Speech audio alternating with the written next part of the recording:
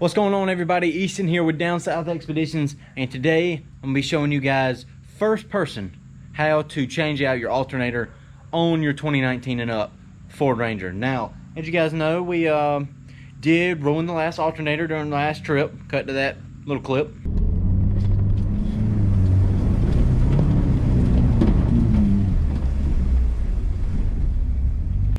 So I've got my new alternator. If you guys do need a new alternator, don't waste your time looking online. Don't waste your time calling Ford or any auto parts store. You're gonna go ahead and go to your nearest car junkyard,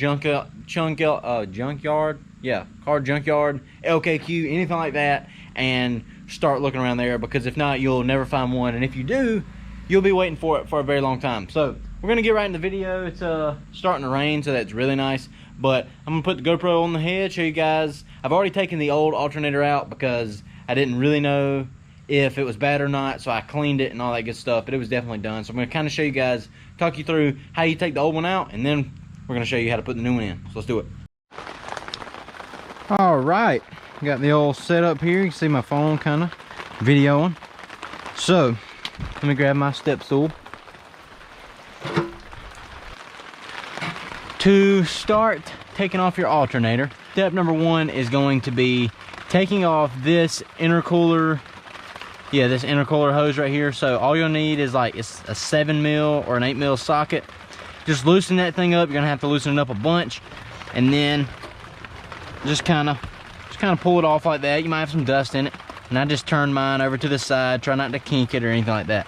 Now that you've got step number one out of the way, now your truck will have a cover right here over the pulley, and I took the pulley off already. All it is one bolt right here, and it has a little plastic pin type thing that sticks right there. I'm not sure if you can see it, but that covers up the serpentine tightener pulley, whatever you want to call it, right here, so that way your belt doesn't come flying off.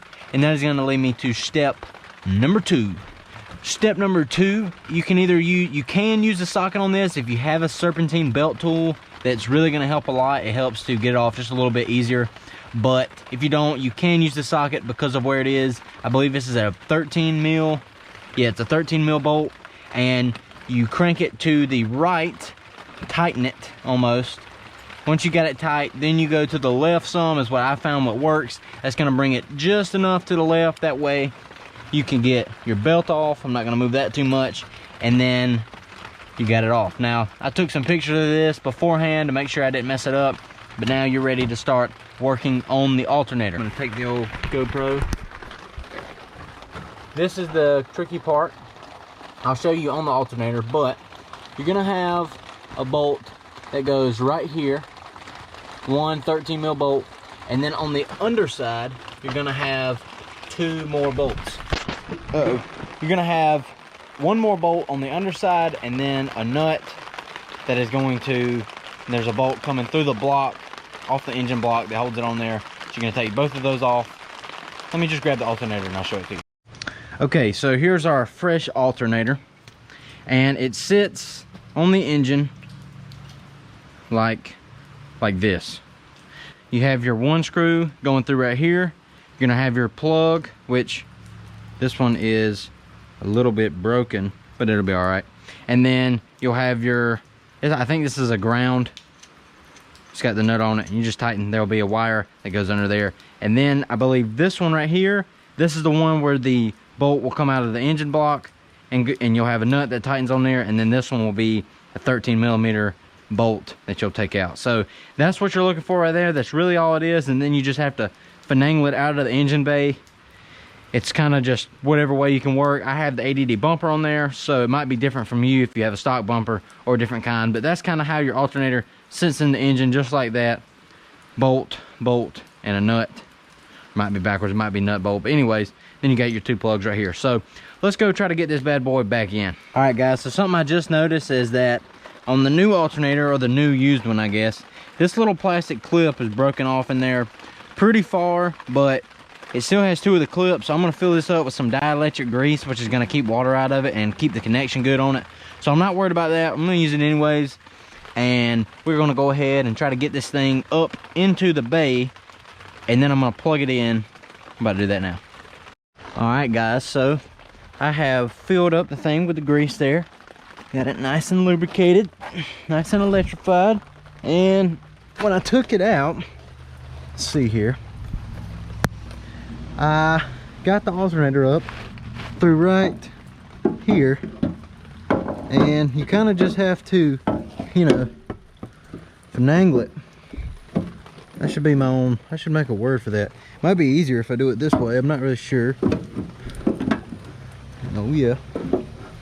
Be careful with that clip there. See, that could be how they broke it, is trying to take it out. I'm not quite sure though.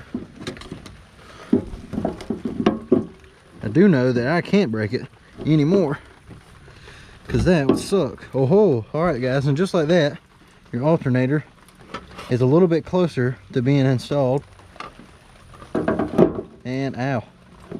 I'm just gonna let it sit right there on the skid plate. And this is where you're gonna go up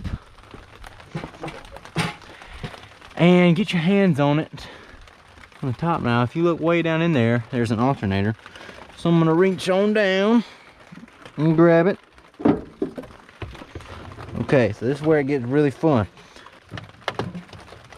Try to lean on this thing too much.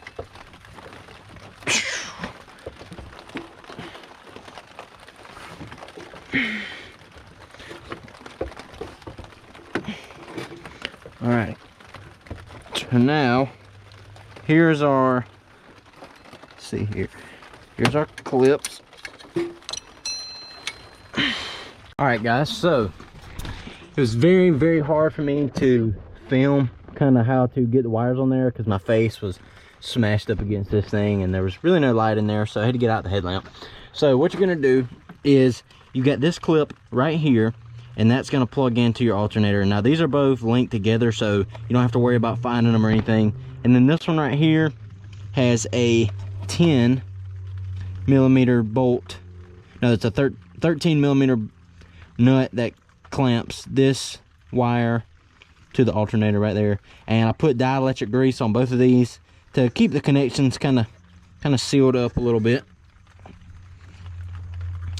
And let's see here, you want to pull that little rubber grommet cover thing on here. Now next is to get the alternator into position, and then try to get it lined up on the little mounts, on the motor mounts there that hold the alternator to the motor, and then try to get the nut and 2 bolts into it. Now don't forget, you do have this little bracket here that holds the wires to the alternator. I'm probably gonna do that last, that way they're not in my way. So let's try to do that. Alrighty, we're gonna jump up under the truck here. Ooh, that's wet. Nice. That was definitely nice and soaked.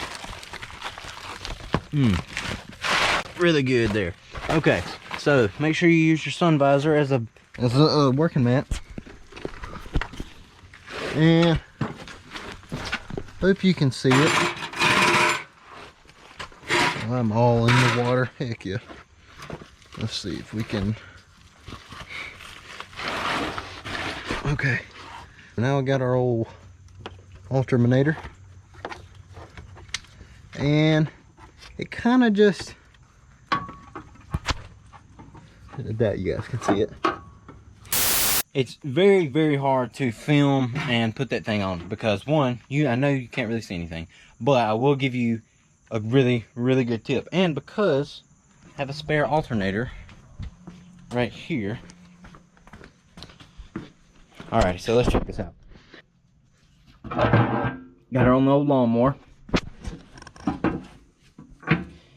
This bad boy sits against the engine like this. Now, this will have a bolt coming through it. This will have a bolt coming through this way. Now this one, there is a bolt from the engine going that way. Now after 10 minutes of trying to line this thing up and get it on there, I figured out, because this is longer than the 2 smaller pieces that kind of line up in here, line the back one up first. So look for that bolt that's coming out of the engine, put that one on there, and then that'll allow you to slide the rest of the alternator onto the engine block without any problems, because I've torn up my arms trying to get it on. So don't try to do that one first. Don't try to do that one first.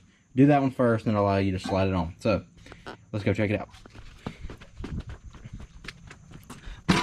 Alrighty, so the alternator is indeed in place. You can see her down there. So now I'm gonna grab my nuts and bolts and put it on. Now your little wire bracket piece, I don't know if you can tell, but that goes on the top right there where your first bolt, third bolt, whatever you want to call it, will go. Let's get those put on. Would be all the video left until I actually got in the truck to start it up, because the GoPro went into picture mode and not video mode. Not sure how I screwed that up, but that's pretty much the end of the process for installing the alternator. It's just those 2 bolts and that 1 nut. Very easy to get in there and put them on. It's no big deal. They're 13 millimeter. You could use 1/4 inch or even a 1/2 inch ratchet, whatever you choose, but that's about it. Alright guys, found my keys. See the setup here. We got it on jack stands because I cleaned all the undercarriage, all the frame and stuff. So everything's good to go. Oh, that was not satisfying. There we go. Here it is.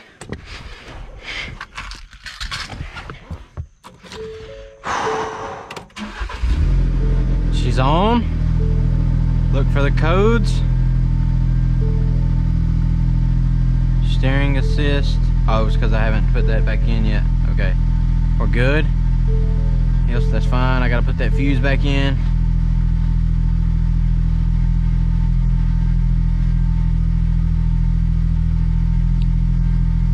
Okay, while we do that, wait on that. A quick backstory to why I took out that 10 amp fuse.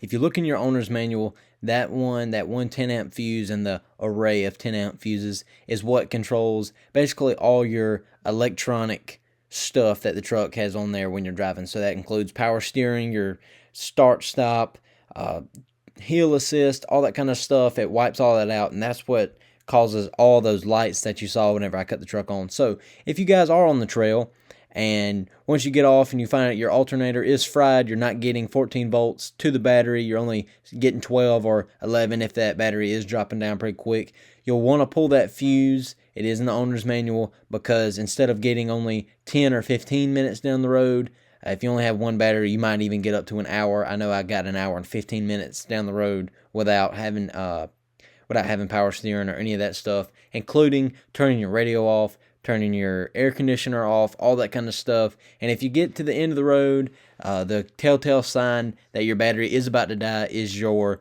nav screen, your big screen, or any screen that you have on the truck besides obviously the odometer and all that stuff. It will cut off, and that is kind of your cue to stop before you get too far down the road and you can't stop, because it is an electronic transmission. Not enough voltage means you cannot shift. So that's a good thing for you guys to know.